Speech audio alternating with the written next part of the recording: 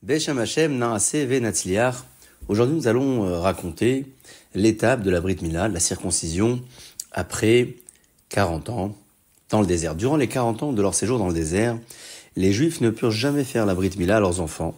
Le climat du désert aurait été fatal pour des nouveau-nés circoncis.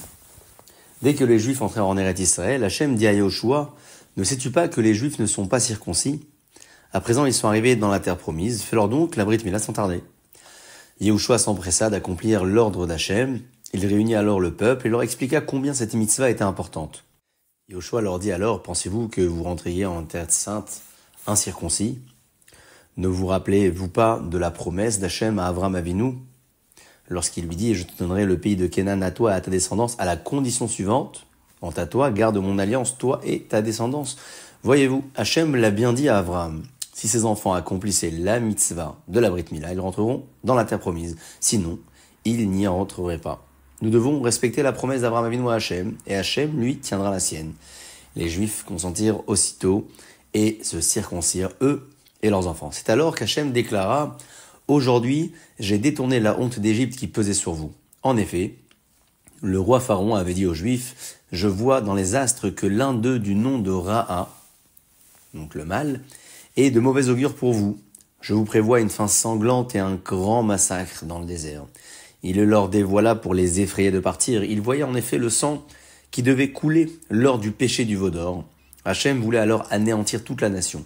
Mais Moshe le supplia de leur pardonner. Faut-il que les Égyptiens disent qu'il les a fait sortir Béra'a, c'est-à-dire pour le mal ou sous l'astre de Ra'a, demanda-t-il.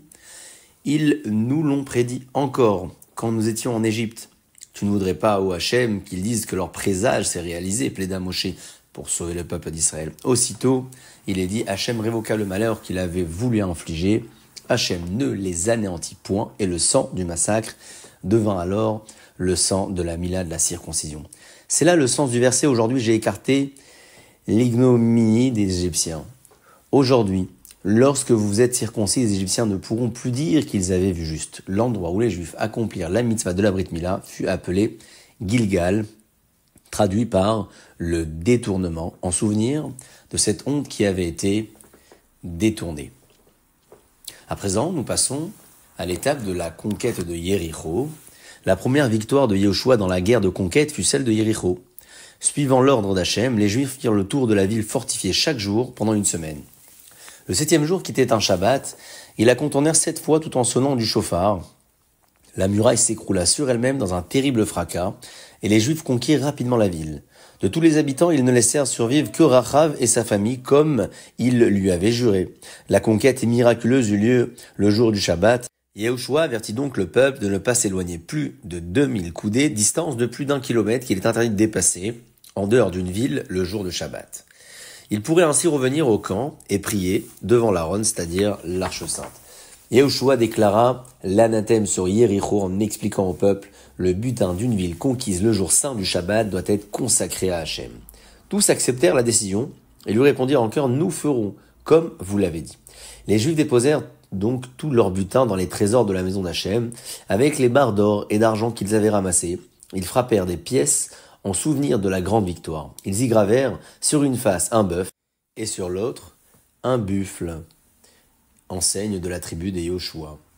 Ils conservèrent ces médailles pour rappeler aux générations futures les merveilleux miracles qu'Hachem avait fait à Yehoshua. Et le renom du chef bien-aimé se répandit alors parmi tous les habitants de la terre.